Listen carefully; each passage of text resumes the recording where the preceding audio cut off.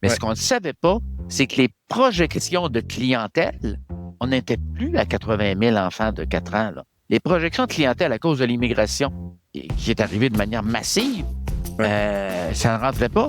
Et les projections du nombre d'enseignants dont on aurait besoin et qu'on aurait au Québec ne fonctionnaient pas non plus. C'est le royaume des boys. Puis, les boys, ils ont le goût de jouer au basket, ils ont le goût de faire du crossfit.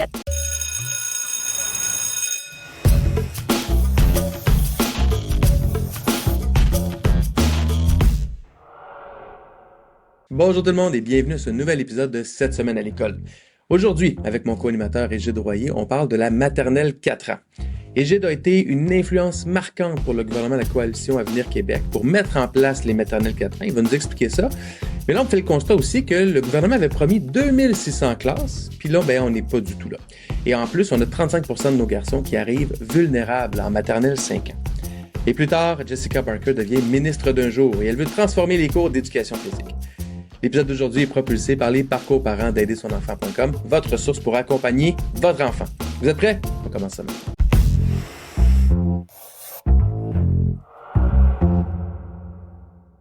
Et Gilles Royer, re-bienvenue au balado cette semaine à l'école. Comment vas-tu? Ça va très bien. Et toi, Carlo? Ça va très bien, merci. Qu'est-ce qui a retenu ton attention cette semaine dans l'actualité? Déjà ce matin, tu sais que, Carlo, je suis abonné, je pense, à 7 journaux spécialisés. Mais ce matin, c'était la presse, entre autres, là, qui mentionnait toute la question de la santé mentale des jeunes qui étaient à l'école publique ordinaire comparé aux jeunes qui étaient à l'école publique, projet particulier ou privé. C'est du simple au double. Regarde, il y a 18% des jeunes du public qui se disent qu'ils ont une santé mentale passable ou mauvaise et se divisent en deux par rapport à ceux qui fréquentent là, un autre type d'école. Donc, on a à se poser des questions d'ailleurs toujours sur la concentration d'élèves en difficulté dans les écoles publiques ordinaires. De mon côté, il y a une nouvelle du 1er avril, donc il date d'une semaine à peu près, de Maryse Tessier dans la presse. Le titre, c'est Quand le civisme manque aux parents, les courriels qui blessent. Donc, ça revient avec cette notion-là de les communications des parents vers les enseignants, entre autres par courriel, qui sont devenus problématiques. 53% des enseignants dans une consultation de la FAE, qui est un syndicat, on le rappelle, disent vivre de la violence par courriel.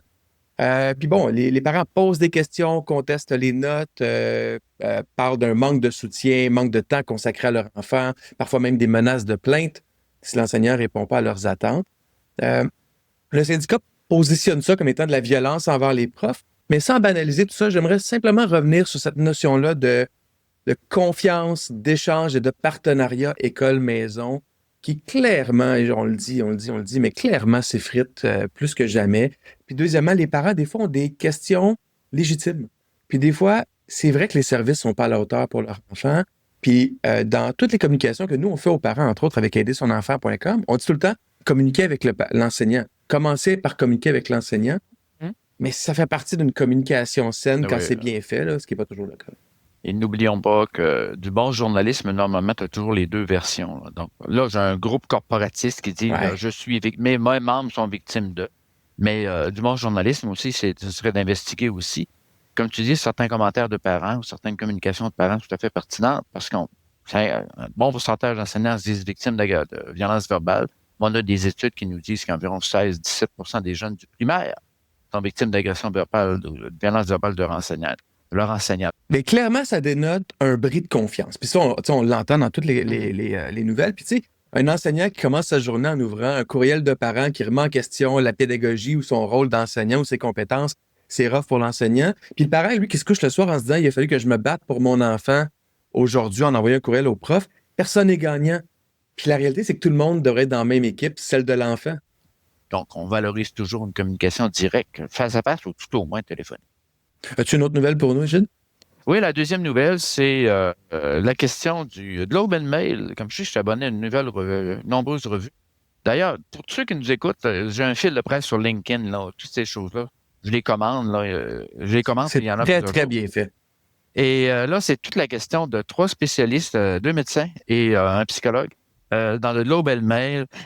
Toutes nos campagnes de sensibilisation à la santé mentale ont un effet secondaire assez bizarre d'amener énormément de diagnostics de faux positifs et une augmentation de la médication pour des types de difficultés qui sont des difficultés naturelles et normales de la vie.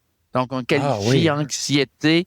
Tu sais, je suis un peu nerveuse avant mon examen, c'est une forme d'anxiété. Je vais sur TikTok, je remplis un petit questionnaire. Êtes-vous TDAH? Je le remplis, je suis. On me dit que je suis TDAH, j'y vais.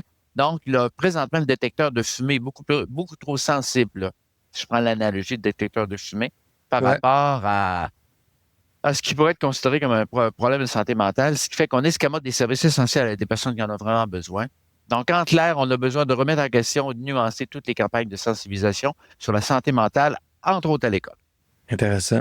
Euh, une deuxième nouvelle pour laquelle je veux avoir ton avis, Égide.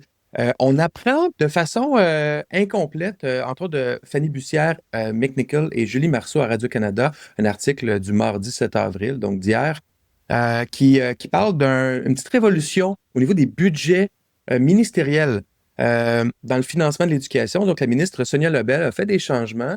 Et plutôt que d'avoir, je pense, ces 160 enveloppes budgétaires, on passe de 160 à 34 ou 40. Les détails ne sont pas connus. Ce que ça veut dire pour les gens qui nous écoutent, c'est que les enveloppes budgétaires, souvent, c'est de l'argent qui est dédié à une mesure en particulier. Mais là, on passe de 160 à 34, ce qui veut dire que, exemple, le sport et la culture pourraient se retrouver dans le même silo, puis qu'une direction ou un centre de service scolaire pourrait dire, ah ben, ça ne sera pas la culture qu'on va mettre l'argent, ça va être dans une sortie sportive ou du matériel de sport ou whatever. Et ça, en le fond, ce que ça fait, c'est que ce qu'on peut comprendre, c'est que le ministère laisse aller un contrôle budgétaire au centre de service scolaire pour leur dire, ben, ça va être plus simple à gérer, puis la décision va se prendre un peu plus près de l'élève. Est-ce que c'est une bonne idée? Est-ce que c'est fait pour les bonnes raisons? Puis, qu'est-ce que tu penses qui va se passer? Si toi et moi, on est une direction d'école, l'idée qu'on arrête d'avoir autant d'enveloppes séparées et que les budgets soient plus transférables, ça, c'est probablement positif. Néanmoins, ce qui va faire extrêmement mal l'an prochain, c'est qu'on a des coûts de système de 3 à 4 et qu'on va Ouais. avoir un budget qui va nous garantir 1,6 à 1,7 Donc, c'est pas tant. Cette simplification-là va être complètement estompée par le fait qu'on va avoir besoin de couper dans des services qui sont autres que des services garantis par convention collective ou garantis par ratio. Parfait. Deux étoiles de la semaine, deux petites étoiles que j'aimerais te donner cette semaine. Un article de Radio-Canada du 2 avril de Régent Blais. Le papa, un atout pour la réussite scolaire. Allez lire ça. On en a parlé dans notre premier épisode de 2026, puis de notre épisode sur la réussite des garçons, d'ajouter des présences masculines à l'école. Si c'est pas par des enseignants du personnel, mais par les parents ou les hommes de la communauté, donc incluant les parents, les grands-parents, cette présence masculine-là qui a un effet positif sur la réussite, sur l'appartenance. Puis, une petite citation, puis c'est à la table voisine, un petit garçon tout aussi heureux me lance qu'il est content de partager son papa avec un de ses amis le temps d'une partie de jeu de société. Ça peut être fait dans toutes les écoles du Québec, dans toutes les classes. C'est beau, c'est humain, ça coûte rien et ça a un impact certainement très positif. La contribution originale des hommes à l'éducation. Tu sais. Brièvement, moi, je suis capable d'entendre parler de masculinisme et de la masculinité toxique, mais la masculinité est essentiellement positive, la majorité des hommes et des papas, et les hommes ont une contribution originale et importante à faire à l'éducation Tellement. et à l'enseignement. Dans la même veine, et je pense que ça recoupe aussi notre première nouvelle, tu sais, sur ma première nouvelle sur les courriels, des fois mal rédigés, mal perçus par le personnel scolaire. Plus on implique les parents, plus on implique la communauté, moins on se retrouve dans ces situations-là. C'est un article de Radio-Canada du 6 avril de Bianca Sekini-Joly. Quand le village devient la salle de classe, allez lire ça encore une fois, c'est des maternelles 4-5 ans. Donc, notre sujet du jour aujourd'hui, c'est les maternelles 4 ans qui apprennent à travers la cuisine, le jardinage, les activités en nature et les visites à la ferme. C'est 30 bénévoles de la communauté qui accueillent les jeunes tout au long de l'année dans des activités à l'extérieur de l'école. Encore là, c'est beau, c'est simple, c'est ça la vie. C'est l'école dans sa communauté, puis c'est la communauté à l'école. Bravo, bravo à eux autres. C'est mes 2 étoiles de la semaine.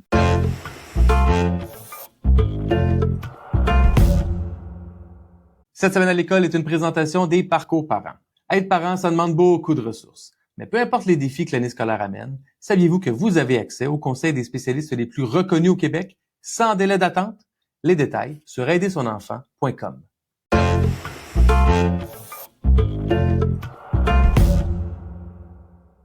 Égide, aujourd'hui, on plonge dans notre dossier de la semaine qui est un gros morceau, les maternelles 4 ans.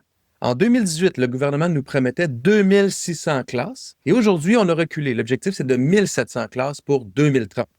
puis même dans la région de la Capitale-Nationale, on a fermé 13 classes de maternelle 4 ans.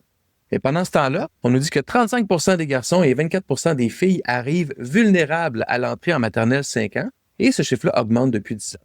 Alors la question, Égide, c'est simple, c'est la maternelle 4 ans, est-ce qu'on la veut encore? Puis si oui, pourquoi est-ce qu'on n'est pas capable de la livrer? Mais avant d'aller sur ces questions-là, Égide, tu as été impliqué depuis les tout débuts dans la maternelle 4 ans, dans ce qui est devenu le projet de la Coalition Avenir Québec. Comment tu as été impliqué et comment ça s'est passé? Regarde, moi, je suis un prof d'adaptation scolaire. Je suis spécialisé sur la question de l'intervention auprès des jeunes en difficulté. L'intervention précoce est absolument essentielle. 2 parties ont communiqué avec moi vers 2016, 2017. J'ai même donné des conférences aux 2 parties. Mais du côté de la CAQ, François Legault était avec sa conjointe. Et ce rassemblement-là me dit, M. Royer m'avait convaincu, la maternelle 4 ans est quelque chose d'important, puis on va mettre ça dans notre programme. Tout comme en Ontario, ça existe. Bon. Le temps file, on est à la veille de la campagne électorale, ils continuent à travailler sur leur programme. J'ai reçu un coup de fil. J'étais au baseball avec un de mes petits-fils qui jouait, écoute, il était au bâton quand j'ai reçu le téléphone sur mon cellulaire. Et à un moment donné, je me suis reculé, là, on a dit, M. Royer, on y va pour la maternelle 4 ans, pour la généraliser au Québec. Quel chiffre, comment est-ce que vous voyez les chiffres? Dans mon métier à moi, une cohorte au Québec, un groupe d'âge, c'est 80 000 élèves. 80 000 enfants de 5 ans ou de 4 ans. Bon, j'ai dit, regarde, dans le contexte, tout ça, on pourrait, d'ici les 5 prochaines années, espérer probablement offrir la maternelle 4 ans à 60, 65 000 jeunes sur 80 000, qui donnera un coût au niveau, même une chance au niveau des CPE et autres. Donc, qu'on ne savait pas, ce que moi, je ne savais pas, ce que l'autre ne savait pas non plus. Et ça a été accepté. Donc, tu as dit ce chiffre-là. On m'a demandé une estimation. Okay. Donc, j'ai vu passer le nombre de classes projetées qui ressemblaient sensiblement à ça, tout au moins dans leur programme. Mais ce qu'on ne savait pas, c'est que les projections de clientèle, on n'était plus à 80 000 enfants de 4 ans. Là. Les projections de clientèle à cause de l'immigration, qui est arrivée de manière massive, ça ne rentrait pas. Et les projections du nombre d'enseignants dont on aurait besoin et qu'on aurait au Québec ne fonctionnaient pas non plus. Mais moi, je n'avais pas ces données-là. On se fiait sur ce qu'on connaissait. Donc, on se retrouvait avec une attente d'avoir 1500 classes de plus, 1500 enseignants de plus qu'on avait besoin. Oui. Là. Ça s'est mis. Et l'autre élément, moi, j'ai argumenté sur le fait que M. Duceppe, entre autres, le Bloc à l'époque, l'avait clairement identifié. La maternelle 4 ans, la loi 101 s'applique. On ne peut pas faire la maternelle 4 ans en anglais ou en toute autre langue. Elle ne s'applique pas en CPE. Donc, pour l'accueil des nouveaux immigrants, il y avait une valeur très importante. Mais ça n'a jamais été clairement expliqué. Là, non. Et parce que moi, je fais ouvrir une CPE dans une autre langue que le français, il n'y a personne qui va venir me déranger. Donc, pour l'accueil des nouveaux immigrants à 4 ans, apprendre une deuxième langue, là, c'est très facile. Donc, beaucoup plus facile. Donc, c'est un peu la petite histoire du début et par la suite, la suite est connue.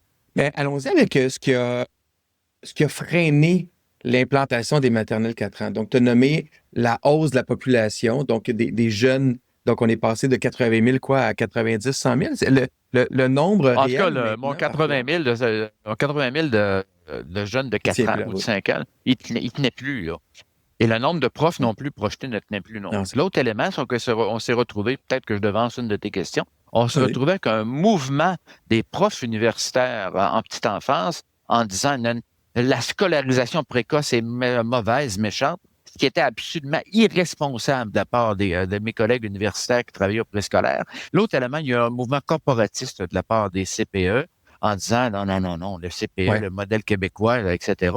Alors que je sais très bien que les milieux défavorisés fréquentent peu les CPE, puis les CPE ne couvrent pas l'ensemble des jeunes de 4 ans. Et l'autre élément, les gens qui parlent une autre langue, souvent d'autres cultures, ont tendance à garder leur enfant à la maison jusqu'au moment où on les envoie à l'école.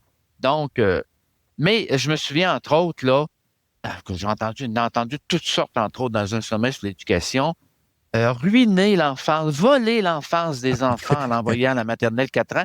J'étais assis avec le président de l'Ordre des conseillers d'orientation, j'avais le président des psychoéducateurs à côté de moi, de l'Ordre des psychoéducateurs.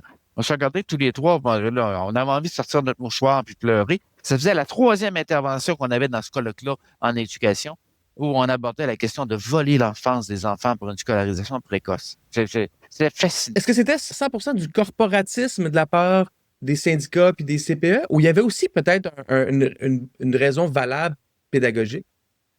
Oui, il y avait des arguments valables. D'ailleurs, moi, admettons, je suis le père d'un petit bonhomme de 4 ans. Je peux très bien décider de l'envoyer à la maternelle 4 ans ou de l'envoyer au CPE en disant même au niveau du CPE, je vais avoir des services de garde durant l'été, puis c'est très Ouais. stimulant, le Une CPE. plus grande Mais si flexibilité aussi pour le parent, le CPE, que mais le si j'ai un maternelle petit 4 ans. bonhomme de 4 ans qui a un retard de langage, qui a un retard développemental comme 35 des petits gars, les 22 des filles là, qui nous arrivent en maternelle, j'aime mieux l'envoyer en maternelle 4 ans que de l'envoyer en CPE. Mes services risquent d'être meilleurs là-dessus. Puis de le trafic, là, d'être Ouais. globalement qu'un ensemble. Parce que, ils n'ont pas simplement des CPE au Québec. On a des milieux de garde, services de garde en milieu familial. Mais moi, j'ai 4 ans, j'étais avec un petit bonhomme de 2 ans, puis avec un bébé de 6 mois, là. C'est ça mon environnement. Et j'ai déjà un retard de langage. Je suis mieux d'être avec un groupe de 4 ans. Et je l'ai fait, moi, comme psychologue, souvent, là. Même à l'époque, le maternelle 4 ans n'existait pas. J'avais une autorisation de mon directeur général de ma commission scolaire à l'époque. J'ai sorti des petits bonhommes, des petites filles de 4 ans dans le fond d'un rang, que je les ai rentrés en maternelle 5 ans. Il fallait absolument que je mette ces enfants-là dans le trafic parce qu'au niveau de stimulation et de développement, là, c'était Ouais. essentiel. Dans un monde idéal où, par exemple, les enseignants au primaire sont tous qualifiés là, avec un bac de 4 ans ou une maîtrise qualifiante ou peu importe, il y a un écart de formation du personnel aussi. Tu sais, la formation initiale pour travailler en CPE n'est pas du tout la même que la formation initiale en préscolaire. C'est officiel. Et dans ce cas-là, quand on disait, là, je pense avec toi que je disais ça l'autre fois, on protège nos jeunes les plus vulnérables. Maternelle Ouais. 4 ans, maternelle 5 ans, première année, ça prend du monde qualifié. L'autre élément, on parlait de la situation des femmes. J'ai recommandé, entre autres, je le recommande toujours, que moi, éducatrice en petite enfance en CPE, je puisse, que ça peut être au niveau de la formation initiale ou en cours d'emploi, aller me chercher une formation d'enseignant en préscolaire, rajouter peut-être un 2 ans, là, juste une formation en préscolaire. Là, au lieu d'avoir un salaire de 30, 35 ou 40 000 par année, je me retrouve avec une profession qui me garantit en haut de l'échelle 100 000 par année. Ça, c'est une amélioration de la condition des femmes si je décide de traverser. Mais sur cet élément-là, je peux t'amener une brouette de recherche. Enseigner le nom et le son des lettres. Jouer avec les sons de la lecture. Être stimulé au niveau lecture. Apprendre le français déjà à l'âge de 4 ans.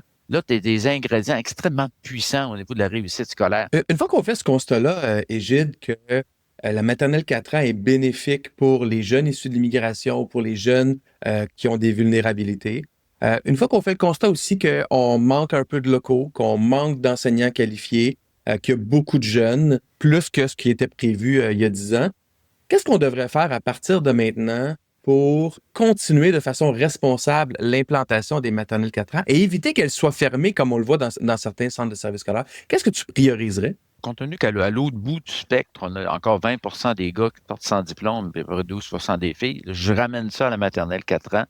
Moi, sur la question de l'intégration des nouveaux arrivants, sur la question des mesures de soutien linguistique qu'on a à donner d'une manière ou d'une autre, et sur la question, entre autres, là, de l'intervention précoce par rapport à des jeunes qui ont certaines difficultés ou qui sont de milieux défavorisés, ne serait-ce qu'avec ces leviers-là, je maintiendrai, quitte à faire le plan de développement je maintiendrai une politique qui ajouterait un nombre sensible, 500 classes par année ou autre, là, de maternelle 4 ans, sachant qu'il y a un gain réel au niveau de tous les services d'adaptation scolaire, de francisation et autres que j'ai à offrir là, par la suite. Mais ça va dépendre aussi du fait qu'on soit capable de gérer notre clientèle scolaire et de gérer aussi là, toute la question du nombre d'enseignants dont on a besoin qui est liée à la clientèle scolaire. Ouais. Si on réussit à mieux gérer notre immigration, notre système scolaire, les petits de 4 ans vont cesser d'en souffrir ou de souffrir de cette de ce manque de planification qu'on a présentement par rapport à notre clientèle scolaire. Est-ce que ton approche, ce serait une approche généraliste, c'est-à-dire l'appliquer en proportion partout, ou tu dirais, autant au ministère qu'aux différents centres de services scolaires, prioriser tel critère dans l'implantation? Déjà, si j'ai une école qui a un niveau de défavorisation de 8, 9, 10, là, j'irai avec la maternelle 4 ans. La question des nouveaux immigrants au niveau de la langue, en milieu rural, ils ont de l'espace dans les écoles. Et il y a une question aussi, quand je pense maintenant dans les écoles de quartier, mais ça va plus loin que ça. En milieu rural, normalement, on n'aurait pas trop de problème à maintenir un développement de maternelle 4 ans là où c'est nécessaire. Mais si j'avais des cibles, au minimum, coller la carte de défavorisation et la carte aussi où on accueille. Tu sais, quand une école parle déjà 7-8 langues, 9 langues, 10 langues dans une école primaire de langue maternelle, là, Ouais. c'est une évidence qu'on va offrir la maternelle 4 ans. Là. Ça devrait être une évidence. Pour conclure ce segment-là, Égide, si tu as la chance d'avoir le futur ministre de l'Éducation devant toi, puis allons-y avec le futur ministre en octobre. Donc, il y a des élections, un nouveau parti qui est élu, disons majoritaire pour 4 ans. Il y a un ou une ministre de l'Éducation qui est nommé. Qu'est-ce que tu dis à cette personne-là qui t'appelle pour dire Égide, je fais quoi là, en termes de recommandations concrètes pour les maternelles 4 ans? L'objectif ultime est l'implantation.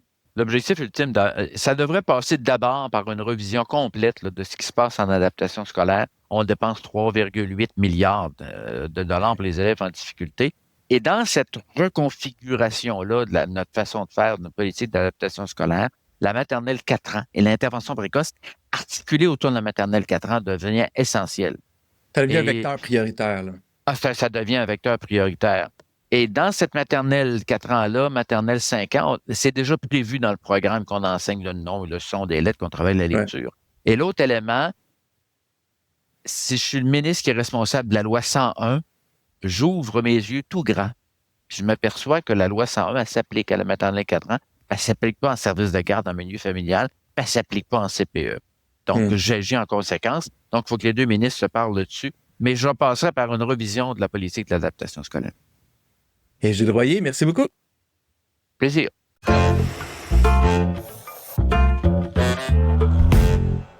Aujourd'hui, notre ministre d'un jour, on l'a connue toute petite dans des classiques comme Les Filles de Caleb et Le Club des 100 watts, puis dans les nouvelles aventures des Intrépides, qui a marqué toute une génération, dont la mienne.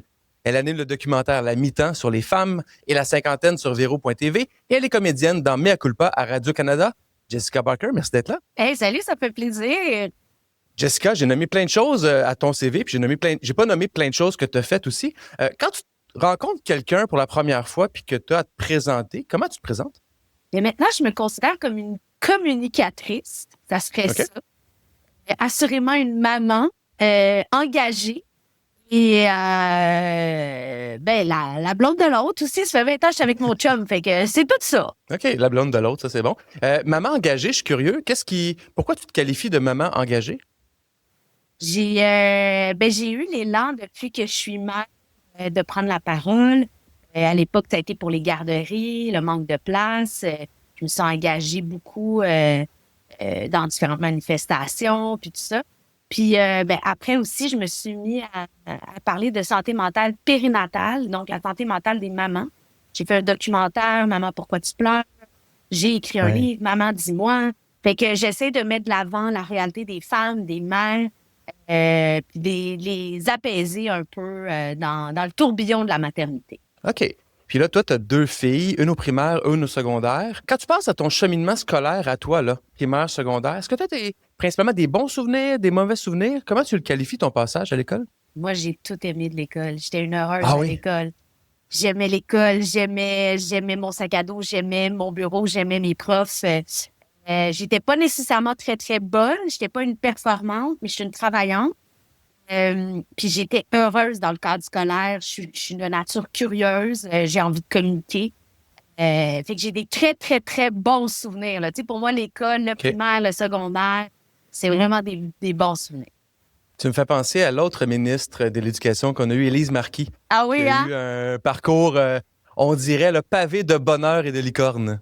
Ben moi, écoute, j'étais vraiment l'amie des profs, tu sais, dans le sens où j'avais beaucoup ce rapport-là. J'étais souvent assise en avant, très réactive, très je lève la main, très je réponds, je participe.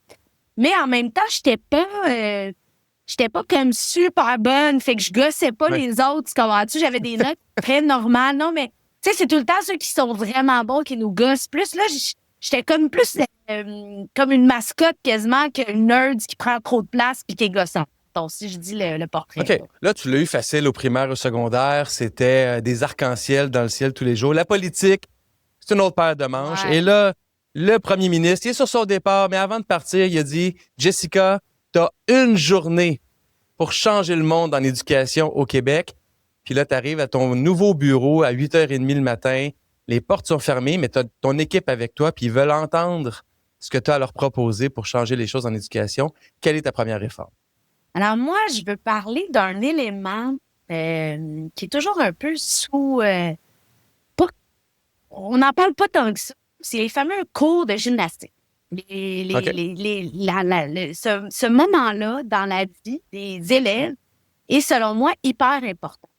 Et moi, ce que je vais mettre de l'avant, c'est une réalité que j'ai vécue enfant comme fille et que je vois que mes filles vivent aussi. Je trouve qu'on est très genré dans les sports qu'on met de l'avant parce que la plupart des profs de gym à travers le Québec sont des hommes, autant c'est des femmes qui enseignent, qui sont titulaires, si je peux dire, autant dans le gymnase, c'est le royaume des boys.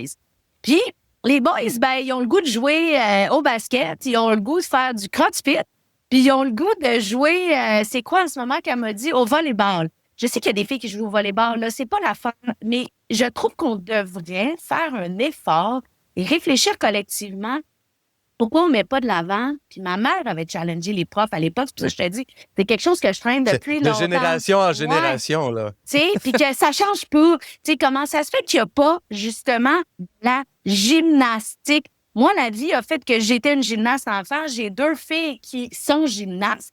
Puis c'est vraiment un sport vraiment intéressant, vraiment difficile.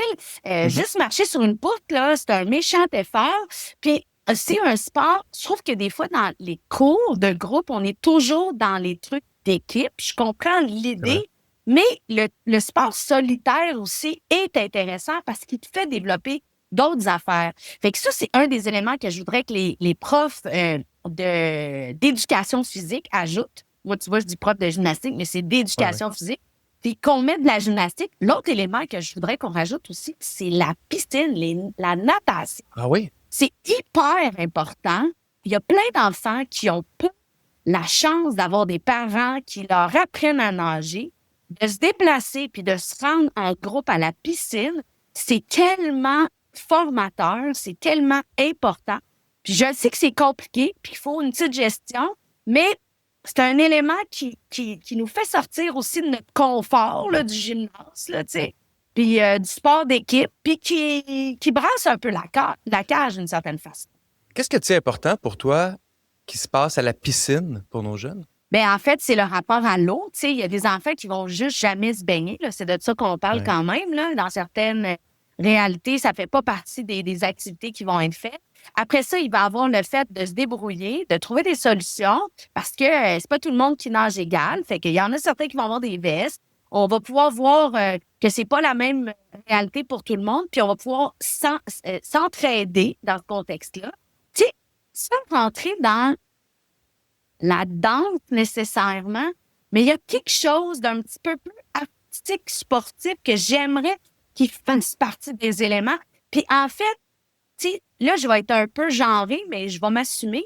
Non, mais tu sais, c'est qu'à un moment donné, les filles, certaines filles, ont peut-être pas les qualités du basket, du volleyball, de ci, de ça.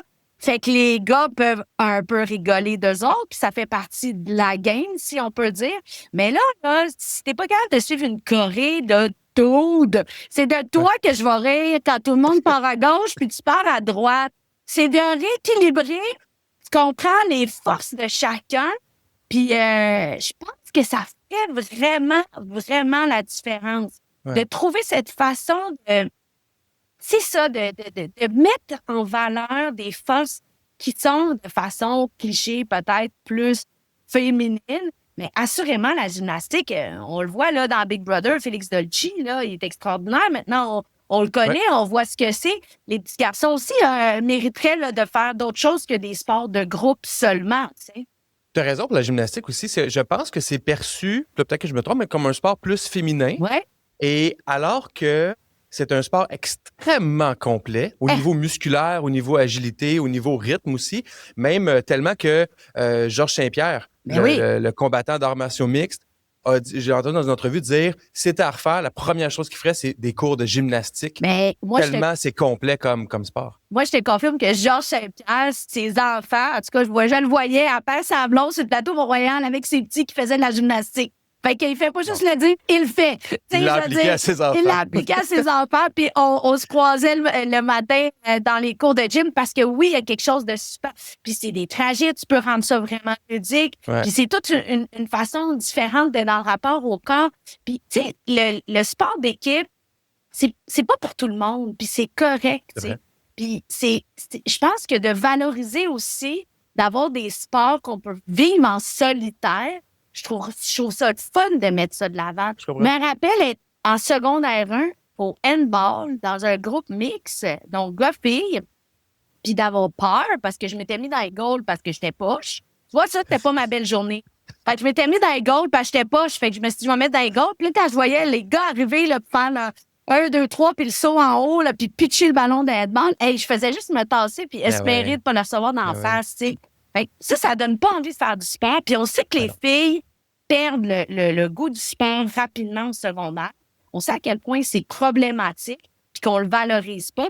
Fait qu'en mettant ça de façon plus cool pour les filles, moi, je pense que ça ferait la différence. Moi, je plancherais là-dessus. On est un peu je dirais, en recul ou, tu sais, des écoles, des fois, qui ont des piscines, mais c'est pas quelque chose qui est très valorisé, entre autres, de par le malaise que les jeunes peuvent avoir à la piscine. Est-ce que toi, tu perçois que ça pourrait être un enjeu si on imposait, par exemple, la piscine à tout le monde, au primaire ou au secondaire? Mais mettons, tu sais, au secondaire, les corps changent. Peut-être que ça peut être plus délicat. Mais au primaire, là, un petit gars, une petite fille, c'est pas mal la même affaire, là, tu sais. Fait que je pense que ça serait pas problématique nécessairement. Puis c'est drôle que tu m'amènes là-dessus parce que ça, c'est l'autre élément qui me gosse. C'est que mes filles se sont l'une et l'autre faites, pas chicanées, mais ont eu des remarques par rapport à leurs vêtements. Pas le droit de porter de camisole, tu sais, quand tu fais 38 degrés, là, et que c'est l'enfer, pas le droit de porter de camisole. Là, j'étais comme, c'est vraiment bizarre, là, parce que là, on est en train de sexuer comme des enfants, des petites filles qui ont pas de seins, qui sont pas dans ce rapport-là, puis on les oblige à avoir des manches, alors que les petits gars, ils peuvent faire ce qu'ils veulent. Fait que ça, il y a comme quelque chose aussi à réfléchir. Drôle, hein? Ouais. Ah oui. Puis ça m'avait vraiment dérangé. Puis c'est même mon chum, en fait, qui avait fait, mais voyons, on savait par rapport. Les autres sont en bras, puis pourquoi vous n'avez pas le droit d'avoir des camisoles? Puis c'est comme dans les règlements de l'école. Ça, je trouve qu'il y a quelque chose à réfléchir autour de ça. Tu as 2 filles, tu dois en côtoyer quand même beaucoup dans ton entourage, à l'école de tes filles. Tu penses quoi de la jeunesse d'aujourd'hui? Ah, je les trouve merveilleux. Je les trouve intelligents. Je les trouve positifs.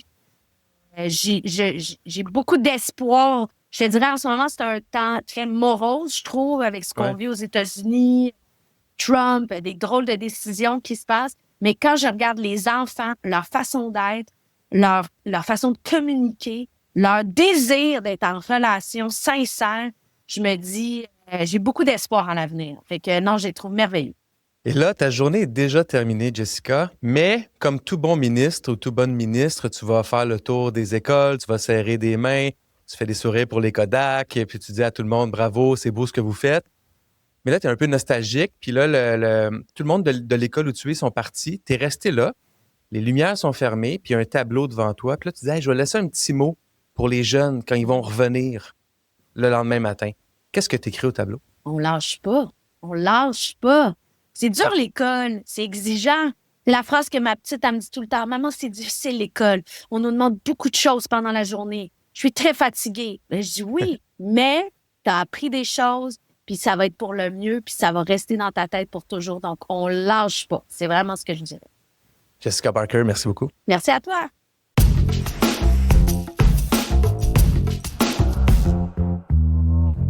Si je retiens quelque chose de l'épisode d'aujourd'hui, c'est ceci. Les enfants ont besoin que les adultes autour d'eux jouent en équipe. On a parlé des courriels agressifs entre parents et enseignants, d'un gouvernement qui promet 2600 classes de maternelle 4 ans sans même avoir les bonnes données sous la main. On a même parlé de cours d'éducation physique où la moitié des jeunes ne se sentent pas tout à fait à leur place. Mais le point commun de tout ça, c'est qu'à chaque fois que les adultes travaillent ensemble, pour vrai, les enfants gagnent. Mais à chaque fois qu'on s'obstine entre nous, ce sont eux qui perdent. Puis il y en a du beau. On a vu, j'ai partagé 2 étoiles de la semaine avec Égide Royer, 2 belles initiatives concrètes. Il y en a beaucoup de beau dans le réseau. Si vous voulez partager une étoile de la semaine, vous pouvez le faire par courriel au balado@grandpossible.com ou même vous abonner à notre infolettre au grandpossible.com/balado, recevoir les épisodes tous les mercredis et partager en répondant au courriel avec les bonnes nouvelles qui se passent dans le réseau. Parce que la vérité, c'est qu'il y en a beaucoup de beau dans le réseau. Il y a beaucoup de défis, c'est clair, mais il y a beaucoup de beau. Puis en même temps, l'éducation, c'est l'affaire de tout le monde. Si on s'entraide et qu'on travaille en équipe, on va réussir à faire une grande différence. On se revoit la semaine prochaine pour un nouvel épisode. Prenez soin de vous. Bye tout le monde.